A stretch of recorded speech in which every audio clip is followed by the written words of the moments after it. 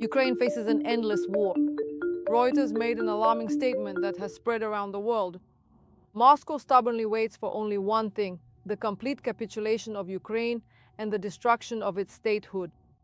On Russian television, the main mouthpieces of Russian propaganda call for destroying all the bridges in Kyiv, flooding the capital, and wiping other Ukrainian cities off the map. The situation at the front is difficult, and Ukrainians are facing yet another challenge, one of the toughest winters. Watch more about all this next. This is TSN News with you. I'm Alina Turishin. Subscribe to our channel, give us a like, and now let's get to the main news. Neither Ukraine nor Russia is ready to end the war. Considering that Russia is advancing, albeit very slowly and with enormous losses, few see prospects for a peace agreement by the 4th anniversary of the full-scale invasion, which will come as soon as February 2026. It seems that both sides are trying to prepare their citizens and economies, possibly for several more years of perpetual war. This is reported by Reuters. Since the Russian economy, political and media establishment are now firmly reoriented toward ongoing war, the countries of Eastern and Central Europe are very concerned that any ceasefire in Ukraine may only give Moscow time to recover and prepare a new attack. However, this time against one or several Eastern NATO countries. At the same time, another trend is becoming increasingly noticeable in Europe. Some countries prefer to purchase American weapons, counting on support from the Trump administration, while others are betting on buying Ukrainian models to develop their own defense industries. However, the investments are directed not into Ukraine, but into their own production capacity. As a result, for Ukrainians, it turns into yet another disappointment. Despite the fact that its defense industry is capable of producing some types of weapons in much larger quantities than European manufacturers, especially in the field of UAVs, Ukrainian enterprises receive much less funding. According to industry analysts, there are currently hundreds of companies in Ukraine producing weapons, from small startups to major manufacturers. In 2025 alone, Ukrainian enterprises will produce about 4 million drones. And that's far from the limit. Experts say that with adequate external funding, this number could double. But while the industry is showing incredible growth rates, the human resource is being depleted. Yaroslava Barrieri, an analyst at Chatham House in Ukraine, explains that the war has lasted so long that for many Ukrainians, mobilization has essentially become a one-way ticket.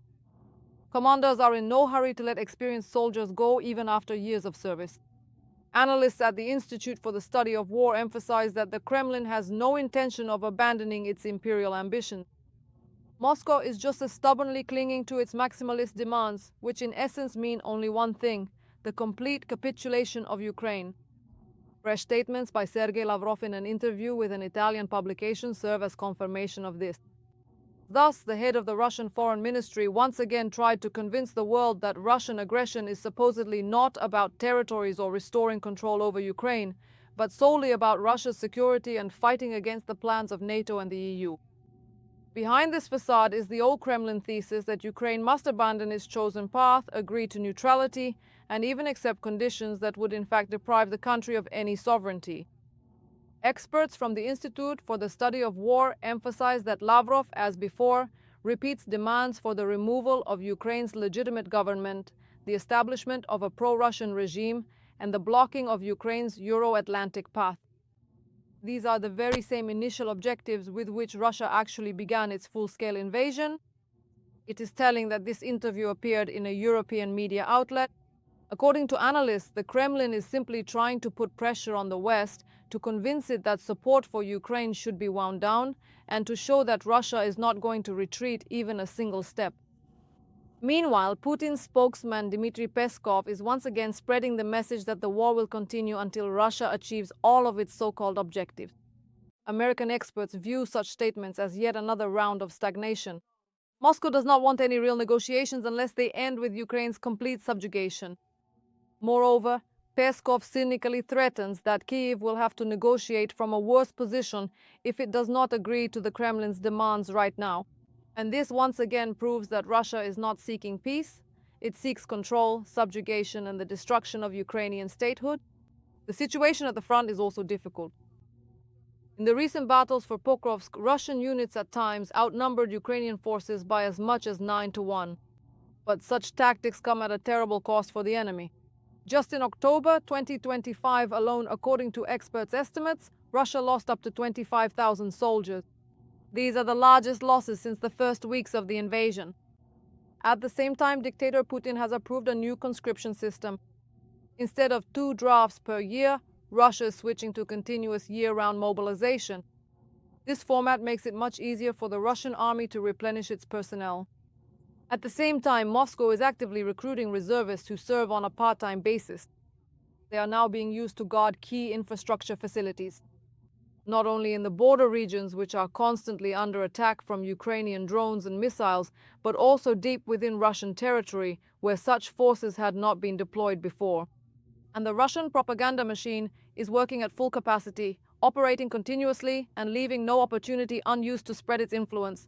It is actively fueling society with a constant stream of ideas and messages about the need to continue and even expand the war, reinforcing these notions through repeated exposure. The winter of 2025 to 2026, a period that is expected to be especially challenging, will likely see these efforts intensify as the propaganda machine seeks to shape public opinion and maintain support for ongoing military actions during difficult times. It may become a test not only for the front lines, but for the entire rear as well. In the coming months, the enemy will likely try to complete operations to fully capture the Donbas. At the same time, the risk of a large-scale offensive in the Zaporizhia direction is increasing. Russia is already trying to find weak spots in the defense, and strikes on the rear are no less of a threat.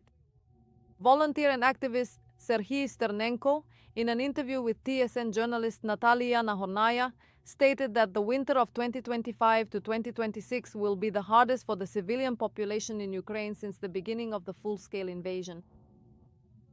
According to Serhiy Sternenko, all Russian strikes in the fall are significantly different from those recorded in the summer. If during the warm season the enemy targeted defense industry enterprises and other non-energy facilities, then with the arrival of autumn, the priorities have changed. Russia has sharply intensified its attacks specifically on the electric and gas infrastructure. Now the main focus is on strikes against electricity production and key substations. Sternenko explains that the current tactics differ significantly from the 2022 campaign or previous seasons, when the Russians primarily tried to disable generation facilities. Now, however, the focus is on distribution nodes. The goal is clear: to break the energy system into parts, not just to turn off the lights. This approach makes the work of repair crews much more difficult. The consequences of this are already being felt in the Chernihiv region, where the situation with electricity supply is critical. As the volunteer emphasizes, it is precisely this intensity and nature of the attacks that will make the coming winter extremely difficult. Former NATO Secretary General Anders Fogh Rasmussen also made a troubling statement. He stated that Ukraine faces the threat of an endless war and the slow disintegration of its territory if Europe does not sharply increase pressure on Russia. This was reported by The Guardian. Rasmussen emphasized that the situation could be radically changed if the Allies acted decisively. For example, the deployment of air defense systems in countries like Poland would send a signal to Moscow. A strike on Ukraine would be equated to an attack on all NATO countries. He emphasizes that it is vital for Ukraine to strengthen its air defenses and create a true air shield capable of shooting down Russian missiles and drones. And it is precisely the neighboring alliance states that could deploy such systems on their territory, providing Ukraine with additional and reliable air protection. According to Rasmussen, this is the only way Europe can preserve itself, to stop further Russian aggression and prevent the war from dragging on. Rasmussen also called for the deployment of European defense forces for Ukraine and for reaching a ceasefire agreement.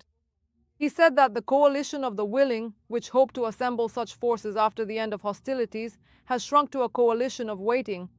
If we do not make significant changes to our strategy, we will be dealing with an endless war.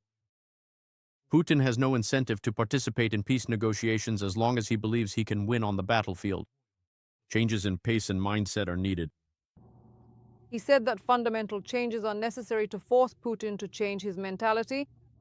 In addition to developing a Ukrainian missile and drone shield based in Europe and deploying some European troops in Ukraine, he called for providing Ukraine with long-range missiles to strike more targets in Russia.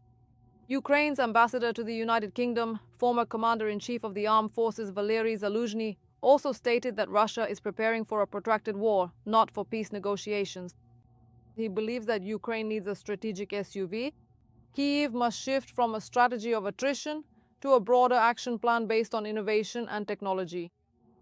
A weary Ukraine, a divided West, and a restrained United States indicate that time is on Russia's side, the ambassador noted.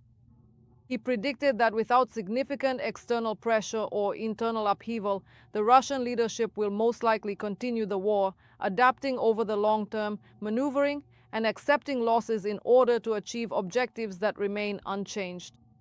And what do you think? How and when might the war end, and how will events unfold next? Share your thoughts below this video and stay with TSN to keep up with all the news. And I'll see you in the next episodes.